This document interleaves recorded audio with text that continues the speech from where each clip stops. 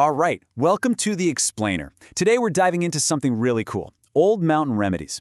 We're going to look at how this kind of traditional wisdom, the stuff passed down for generations, says that some of the most powerful healing can be found right in your kitchen. So the source material kicks off with this really powerful idea from a speaker named Walt Cross. He says your medicine cabinet should be your kitchen. Think about that for a second. It's this whole philosophy that real healing isn't always at the pharmacy, but in the simple things we grow and have right there in our own homes. Okay, but how do you actually do that? How do you turn your kitchen into a medicine cabinet? Well, that's what this is all about. First, we're going to unpack the core philosophy behind all these remedies, and then we'll get super practical. I mean, we're talking step-by-step instructions for some really powerful treatments that the source lays out. All right, so before we jump into making salves and poultices, the sources are like crystal clear on this one point. None of this stuff works without a solid foundation. You gotta have certain principles in place first. They're non-negotiable. And here they are, what the source calls the 8 laws of health. And you can see it's the stuff you'd expect. Nutrition, exercise, water, sunshine, you get the idea. The source really hammers home that these are absolutely essential. The way it's explained is pretty cool, actually. Think of these 8 laws as your body's basic operating system, like Windows or iOS. All the remedies we're about to talk about, they're just the apps. And if that OS isn't running right, well, none of the apps are going to work correctly either. Okay, so with that foundation in place, let's get into our first specific remedy. This is where we really get into the nitty-gritty, right? We're going to look at the source's super detailed guide for how to treat some pretty serious wounds. First up is something called hydrotherapy, and the science behind this is actually fascinating. You see, when you put the wound in warm water for 3 minutes, your blood vessels open up. That's vasodilation. Then you switch to cool water for a minute, and they tighten right back up, vasoconstriction. By doing this over and over, you're basically creating a natural pump. It forces a massive amount of blood flow right to the injury, which brings all the good stuff, the nutrients, to heal it way faster. So, after you've cleaned the wound with that hydrotherapy, the next step is to apply a healing salve. And check out this list of ingredients. It's a combination of some really powerful natural stuff. Each one has a job, right? You've got golden seal to fight infection, pine sap to help with the pain, and you'll see some things you probably have at home, like aloe vera and even just plain old local honey. The source says honey has just incredible healing properties. Okay, so there's this word that's going to keep coming up, and it's super important. Poultice. What is it?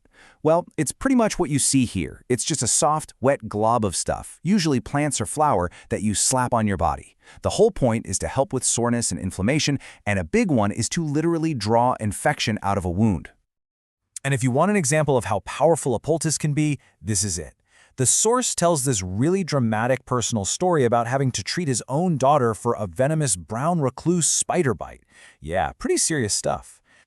And here's the kicker of the whole story. He's talking to the doctor, and the doctor admits it was a brown recluse bite, but didn't want to tell him because he knew they'd rush to the ER, get it cut out, and she'd have a nasty scar for life. But by using a simple charcoal poultice, the speaker claims it healed completely. No scar, nothing. He argues that's a result you just wouldn't get with conventional treatment. So you're probably wondering, how do you make one of these?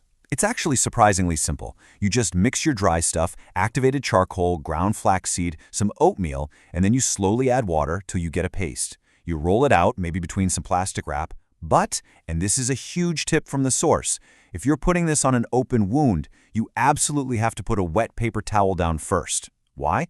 Because if you don't, the charcoal can literally get into the new skin and create a permanent tattoo. So don't forget that part. And it turns out activated charcoal isn't just for spider bites. Not even close. The source lists a ton of different uses for it, both inside and out. You can take it by mouth for stuff like food poisoning or indigestion, or you can use it as a poultice for all kinds of things: gout, infected cuts, even a dental infection. Okay, so we've talked about infections. Now let's switch gears to 2 things that, let's be honest, a lot of us deal with: chronic pain and not being able to sleep. The source has some really interesting herbal solutions for both of these. Let's zoom in on insomnia. You can see a few different options here. For really tough cases, the recommendation is a tea made from valerian, skullcap, and hops. And get this, the speaker says it's so effective it always works, and was even used to help people who are dealing with the severe emotional distress right after 9/11. Wow. For less intense issues, you have other options, like taking magnesium or just having a classic calming cup of chamomile tea. All right, so we've gone through all these really practical physical remedies, right? We've talked about hydrotherapy, poultices, herbal teas, but then the source takes a really interesting turn. It basically says that even if you do all of this perfectly, the whole healing process is still missing one final, absolutely critical piece. Yeah, there's this one last element that, according to the source, is the foundation for all of it. Without this key ingredient, the herbs, the salves, none of it is going to be truly effective. And here it is, that final ingredient. It's trust in God. The speaker concludes that faith is the most important part. He presents all these natural remedies as powerful tools, for sure, but he argues that at the end of the day, they only work because you're trusting in a higher power to actually do the healing. So that leaves us with a pretty big question to think about, right? In our modern world of high-tech medicine and scientific breakthroughs, what is the role of this kind of traditional wisdom and faith in healing? It's a really fascinating mix of science, tradition, and belief, and it's definitely something worth mulling over.